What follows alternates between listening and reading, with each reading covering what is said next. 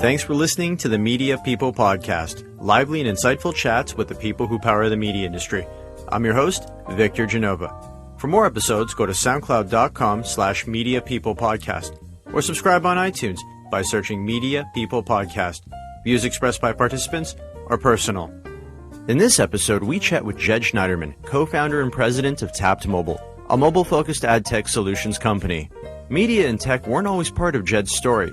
He started in the garment industry before making the jump to CPG powerhouse Procter & Gamble. His professional media career kicked off at AOL. This was back when dial-up subscribers were just as important as ad sales. Jed's held senior roles at Digital Cement, Echo Marketing, Bell Media, and Microsoft, where he helped launch the Bing search engine to the Canadian market.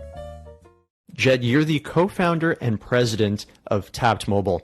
Give us the Coles Notes of what Tapped Mobile is. We're a mobile marketing agency.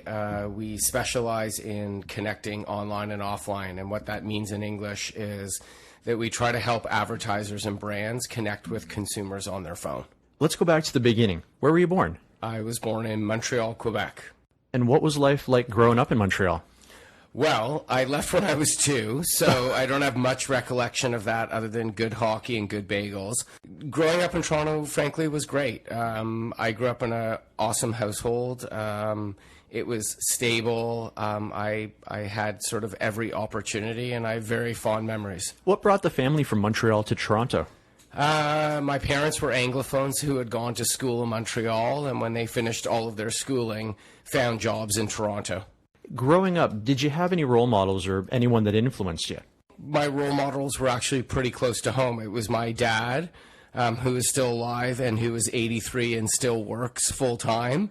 And it was both my grandparents, both who were entrepreneurs and both who worked very hard throughout their entire lives, and I think showed me the value of hard work and the correlation between hard work and success. You said your dad's 83 and he's still working? Yes. That's incredible. What does he do? Don't hold it against me. My dad is a psychiatrist. Okay, so he's still booking patients. He's still got a working practice and everything like that? Very much so, yes. And you mentioned your grandparents were entrepreneurs. I find that interesting because from that generation, it seemed like if you wanted to make a dollar, you had to find a way to do it yourself. So what did your grandparents do? My one grandfather ran a store with my grandmother, so it was a husband and wife team. And my other grandfather actually worked in the fur business and then later in the real estate business. So how did that take you towards wanting to be in media? I was always fascinated by media, probably from a consumer-facing standpoint. I liked marketing. I think I grew up in the 70s and 80s watching television, and I was always intrigued by television and sort of the combination with marketing. And when I went to business school, one of a few fields that actually drew me in was marketing as opposed to finance or strategy or operations. That's funny because you had an interesting path to that. You started out at the University of Western Ontario, and you said your first media gig was actually on air. It was, and I nearly got fired. I was a news broadcaster at CHRW, which was the campus radio station, and this was a very long time ago. We used to get stories fed to us off of the wire, which printed out on a dot matrix printer, and I doubt that many of your listeners have either seen a dot matrix printer or even know what it is. Maybe they've heard a dot matrix printer, because even if you haven't seen one, you've heard it. Right, you've seen it at the airport when they print off something behind the desk. In any event, a friend and I read the news on Monday nights at, I believe it was both 9 and 10 o'clock at night, and I think other than my roommates, I'm not sure anyone listened, but did that for a couple years.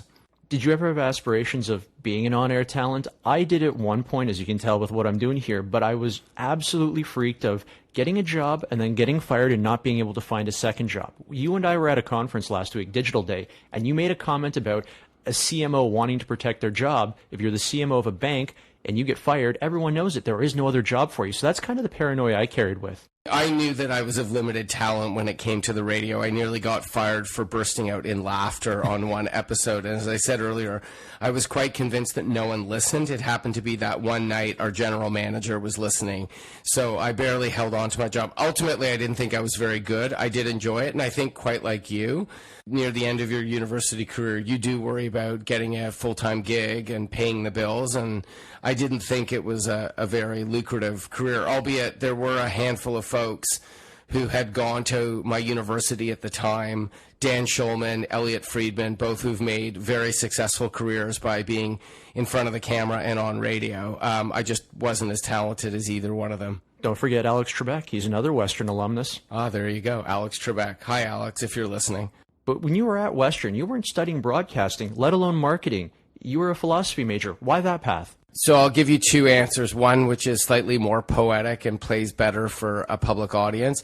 The other is the honest one. I liked the school of thought, or I like the methodology of just asking a lot of questions and pouring through issues. I just found it more interesting versus memorizing formulas or memorizing dates. So I found it to be slightly more analytical, and frankly, just it fed my curiosity. The real truth, though, is it had the fewest number of hours of classes per week, and I think that's what attracted me to the department. That's true. Liberal arts, I mean, you probably got, 8 to 12 hours a week? When you're looking at your science counterparts with labs, 24 hours a week? I think you hit it perfectly, yes. But even though you had a few number of hours a week, you decided to go back and do your MBA. Did you do that right after your undergraduate, or did you work for a couple of years? I worked for 3 years in between, and then I decided the time was right to go back and do an MBA. Most of the schools at the time required some form of work experience. And so after I had done that, I decided to go back and do an MBA. Where did you work in between? Like, what was your first gig out of university? It was in human resources at a women's clothing manufacturer. Nothing to do with media in any way. What would you say is your first media gig, notwithstanding the on-air job or the radio job at Western? Well, I worked in marketing at Procter & Gamble, which was after business school. But I think from a pure media standpoint, it was at AOL. This is back in the day where they had just merged with Time Warner, and they were operating largely as an internet service provider here in Canada, but they did have a lot of media assets. We're talking early 2000s at this point, right? Yeah, we're talking 2001 to 2003, so about 15, 16 years ago. Was that at the time when they started to sort of get on shaky ground? They were probably in the news for all the wrong reasons, layoffs, or were you there just before that?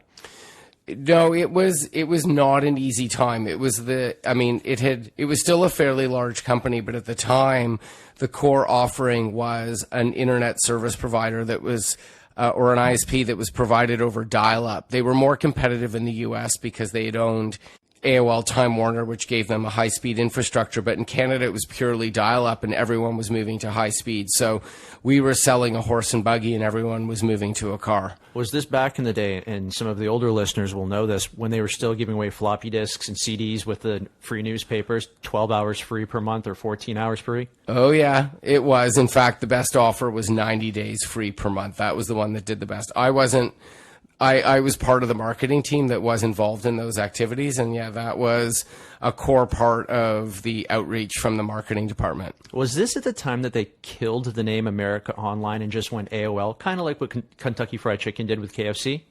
Very good memory. They actually did. They went to AOL, and then locally we went to AOL Canada. It's kind of weird when you think about it. America Online Canada doesn't fit very well. No, but I think when you just go to AOL, I think people probably forget what AOL ever stood for, and then I guess the rest is history. Tell me about your time at P&G, though. You said you weren't in media there, you were in marketing. I'm curious as to what brands you look after. Going to Procter was probably the best move of my career, both personally and professionally. It was effectively a second MBA. I worked on a number of brands in a number of categories. Initially, I worked on hair care, and as a guy who's follically challenged, there's some irony in that.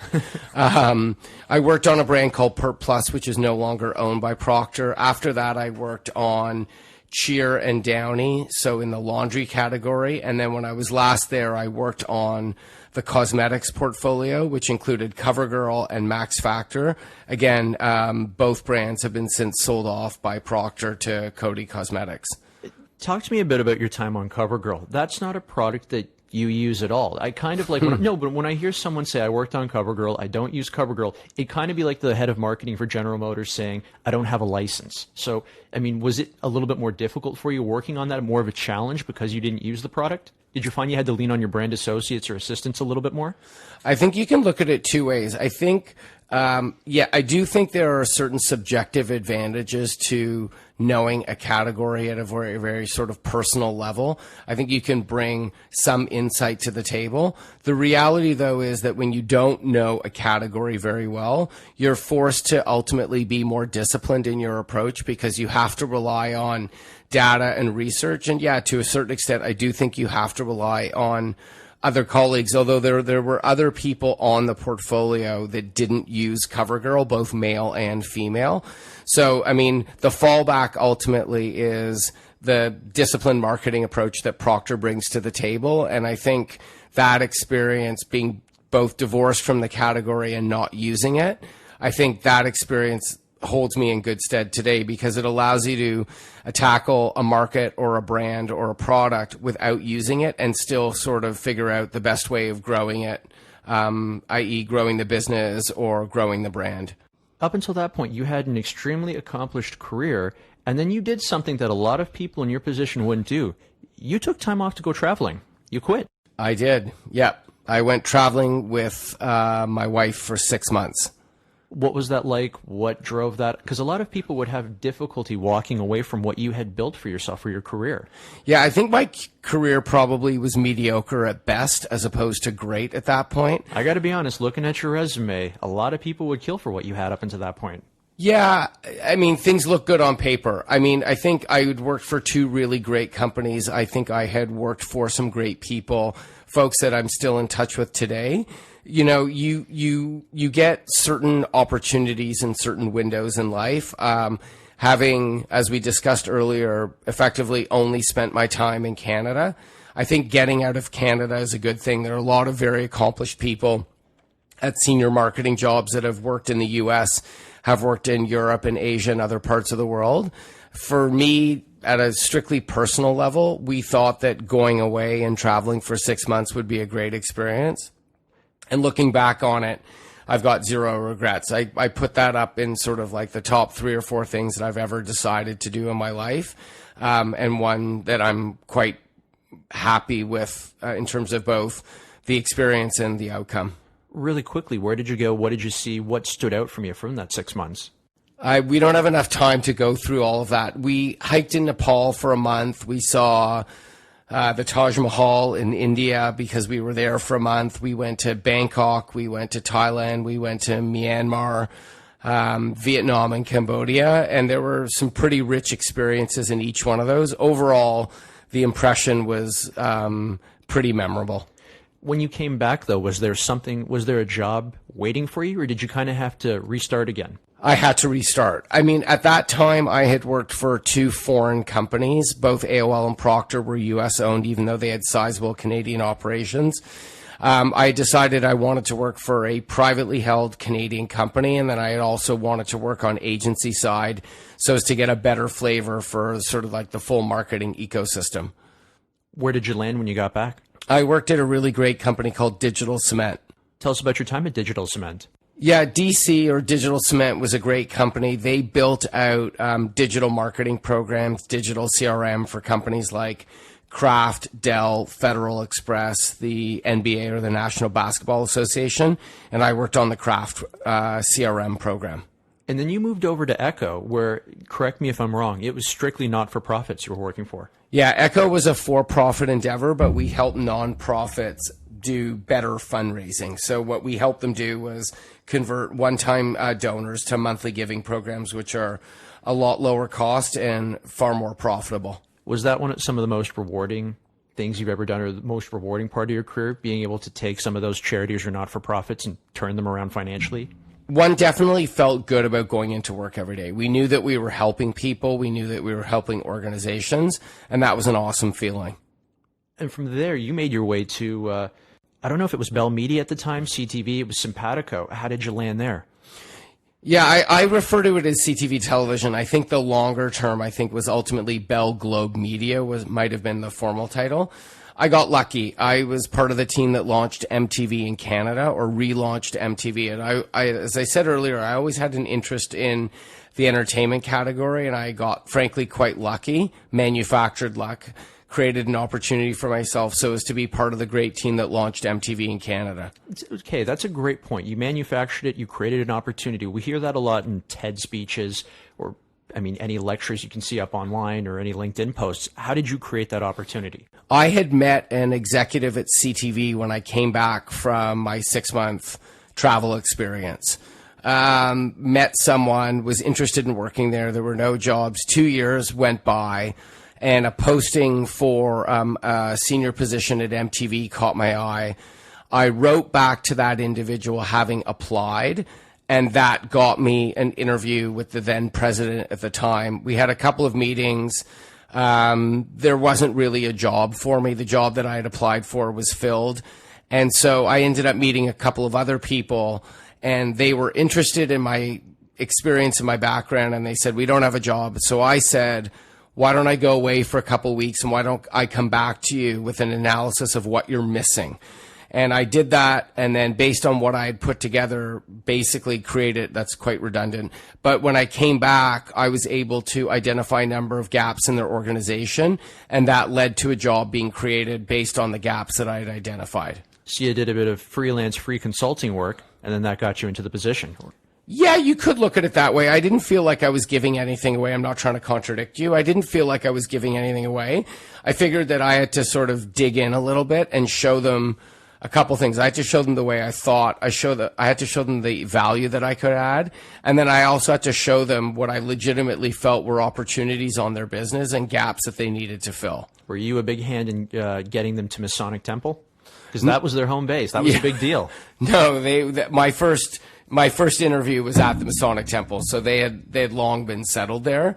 My job entailed getting them increased distribution on various broadcasters, working on rights clearances for TV shows and a bunch of other random stuff. Leading up to this role, you had gone away, traveled for 6 months. You were doing your own thing. Your previous 2 gigs had both been arguably in the agency world. Was it hard coming back and working for a big company again? Did you have to readjust to that? Because there are certain things that come with working with a big company that you don't have with a smaller organization. There were elements of that. You started to realize that you had to enroll a lot of people much earlier on. You couldn't just walk 5 feet over or talk to the president of the organization. The flip side was MTV was an incredibly entrepreneurial environment. As you said earlier, it was set up in its own unique location, so it was at the Masonic Temple. There were elements that required us to coordinate with a lot of people.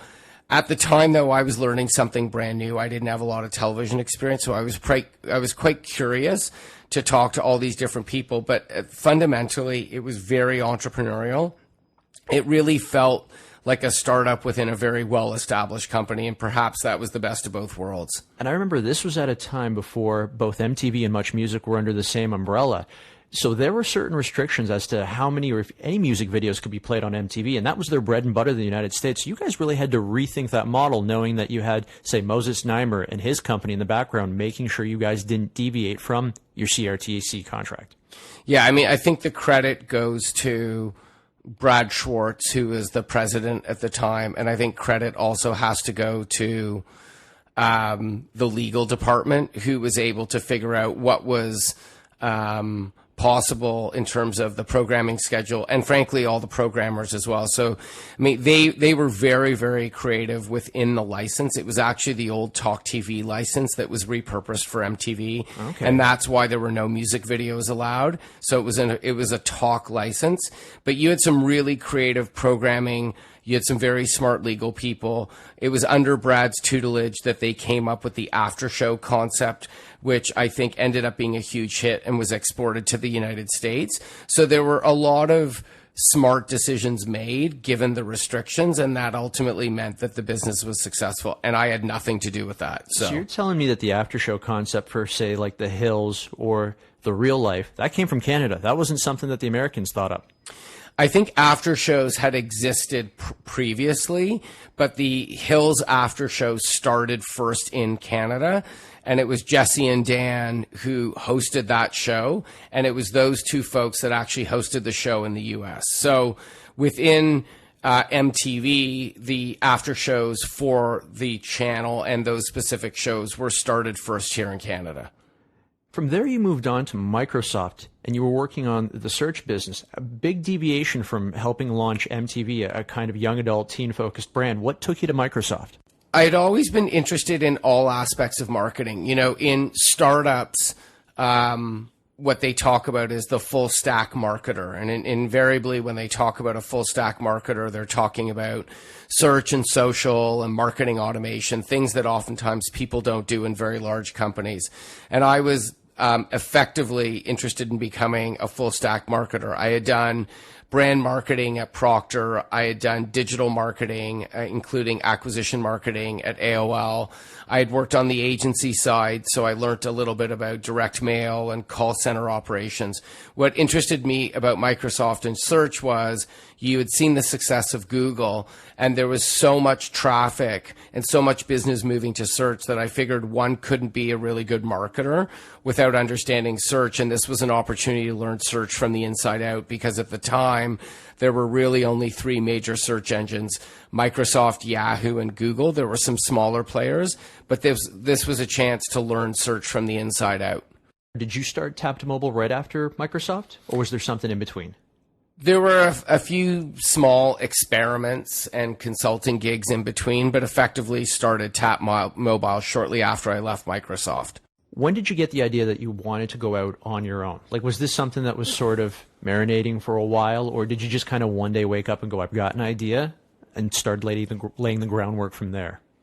It was a bit of both. I mean, you referenced Digital Day from last week. I have a problem not expressing my own opinions.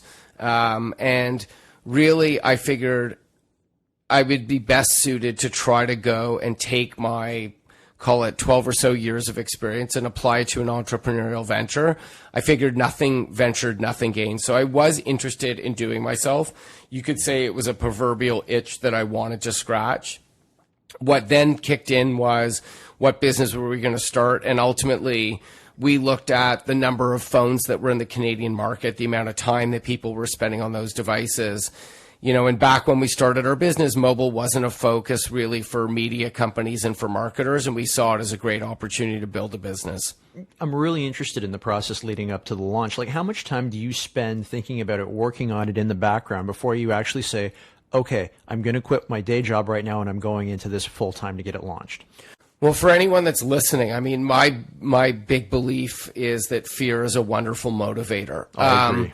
So, I mean, in our instance, it was probably about 6 months. As I said earlier, I was doing a number of different things, so I had a bit of a cushion, not much of a cushion, and ultimately the decision that I made was that we just had to get into this full time. A couple things that we've learned along the way is, one, you can only do one thing really well. And so we said, listen, if we're going to make this a success, we have to go in full bore. And I think the other thing that I've learned, which is maybe of no interest to your listeners, is the support of one's spouse. That applies for both me and my business partner, and I couldn't have started this business without my wife. I had her full support, and that allowed me to dig in and spend as much time as I needed to make this business a success. Oh, I think even if it's not your spouse, any family members or friends backing you, that's a big thing. And look at where you are today. You're on your 5th, 6th anniversary for Tap to Mobile. What would you say? Let's say we've been in business for 5 years. For 5, you had to think about that. That shows us business has been going very well. You haven't had to count. Going back to the elevator pitch you gave us earlier, what would you say Tap's USP is? If you had to, pitch someone in the elevator what Tap was, what would that look like? You're exposing my weakness, Victor, because I suck at my elevator pitch. I said earlier we're good at connecting online and offline. We have a firm belief that mobile nudges the consumer. People use their phones for so much throughout the day. What we're good at doing is figuring out solutions for marketers and for brands so as to take advantage of that. As I mentioned at Digital Day, most businesses are in business to generate a profit, and how they do so is they sell more stuff and they generate more revenue. What we like to do is figure out, based on all of what we say the goodness of the phone, how does someone take advantage of that in order to drive more revenue? And as I warned you, I don't have a good elevator pitch. I do think that most businesses are different. There are some obviously similarities within a category, but how one goes out and helps a bank versus an auto company versus an entertainment brand or a nonprofit is quite different at a tactical level. But you were very candid at Digital Day, very honest. That's something you don't see a lot of on these panels in front of 800 people. People are very diplomatic, very political. You spoke your mind. Do you find that that helps you in your business? I think it helps me and it hurts me. I think there's probably more detractors of me personally than there are fans. I disagree with that, because when we were up there and you were speaking your mind, people were clapping and cheering for you after. No one was clapping and cheering for some of the others. I think I got lucky. So, I mean, what we believe fundamentally is that the lives of consumers are integrated and the marketing isn't. And the motive of speaking my mind was that there isn't a publisher or a tech company in the world that can solve all of the problems for one brand or one business. So I am unapologetic, and I am a firm believer that all media touch points are relevant. The challenge for a brand is figuring out when to best use those touch points. We know radio works. We know out-of-home works. We know podcasts work. We know sampling works, and we know direct mail works. The question is, who are you talking to and when are you talking to? And if you speak to a person too often, you might either be wasting your money or annoying the consumer. So the point that I was trying to drive home was that even though I loathe the term, vendors or people or companies in the ecosystem need to effectively sit down with a brand, with an agency, i.e. a media agency, and figure out what role they all play in helping the ultimate campaign owner sell more stuff and make more money. And I think if people step back and see the bigger picture, they'll get a better sense as to what their role is in the ecosystem, and they won't forever be trying to show up with coffee and donuts at media agencies or taking people out for lunch or away on trips in order to win their business, because their clients aren't paying for that. The first three things you named there, I've been guilty of doing all those. Yeah, well, I mean, listen, we're in a business of building relationships, so I don't discount the various tactics in order to get in front of people. And if you do have clients that like donuts and cupcakes, then by all means, bring it for them. But hopefully they're working with you because, as you asked me earlier, they do something that they need. You do something that they need. You provide good service. You provide access to a property that they can't get anywhere else. You demonstrate that by working with you, you generate better ROI or a better return on ad spend. But frankly, if they're buying from you just because of the donuts and or the cookies, they obviously are very good cookies and very good donuts. One thing that you just mentioned was you offer something that no one else does in Canada and in the country or in the marketplace. And that's something that Tap does. Shazam. Would you say that that's the one thing that you guys are known for more than anything else out of any of your other solutions? From a product standpoint, yes, that is the one thing that we are likely best known for. Tell us a little bit about Shazam. I'd like to assume everyone listening to this has it on their phone. I'm yet to find someone other than my mom who doesn't. But still, tell us about Shazam and how it works with marketers or how marketers can leverage Shazam. Is there a way we can force people to download Shazam if they listen to your podcast? I can just grab everyone and shake them and make sure they've got it. Okay, great. I think, you know, the value of Shazam is, I think, inherent in what it does, and that is it offers a surprise and delight for consumers. Shazam has been around for over 15 years. It existed before the first smartphone. It was actually first a text messaging service. And I think the reason why the brand is so valuable and so popular is because it gives consumers something. So originally, you wanted to know the name of a song, you pressed a button, you instantly got the song. Now it's evolved so as to be integrated in Siri and Snapchat. It is also partnered with the largest music streaming services. Its real value for brands is that it connects online and offline.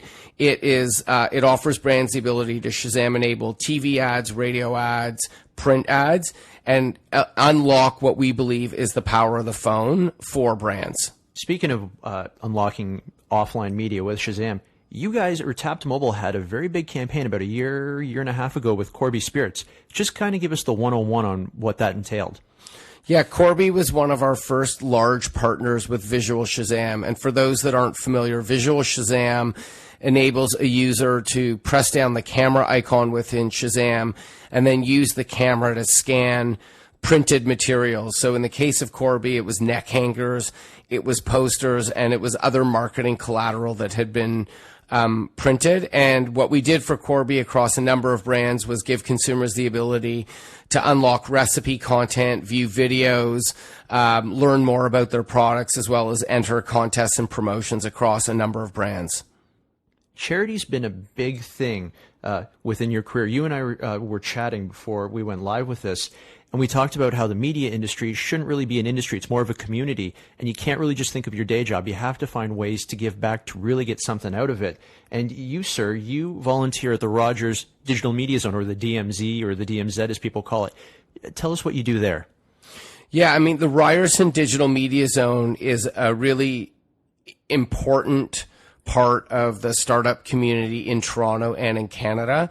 It's housed within Ryerson, and what it does is it helps startups get off the ground. It gives them space.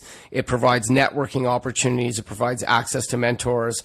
My involvement there over the last 5 years has been to, and I kind of use this in air quotes, help startups with marketing and with other sort of things that either I or Tap Mobile knows about, and helps them ultimately be more successful at a critical point in their career or the life of their company. 2 more questions for you. The first one is, if you could go back in time and give your younger self, your younger entrepreneurial self, any advice, one piece of advice, what would you give them? This is pretty consistent, and I spoke about it over the weekend. It's to learn how to code. I think learning how to create, take an idea, and then go out and build it and create it is something that I would have done differently with the benefit of hindsight.